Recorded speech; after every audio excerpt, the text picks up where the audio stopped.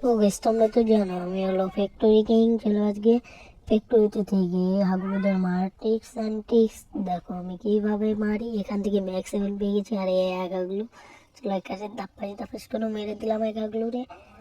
আরে ভাই দেখো এই একগুলো টেলিপোর্ট সেরে চলে গেছে, ওখানে গিয়ে লোড করে আসতেছে। চলো এই আগলুটে মারবো। আরে ভাই আগলু শুনি না। আ এই আগলুটা করলোটা কি ভাই? চলো আমরা আবারও নেমে উঠবো শুরুতে। মেসেজটা দিয়েছিলাম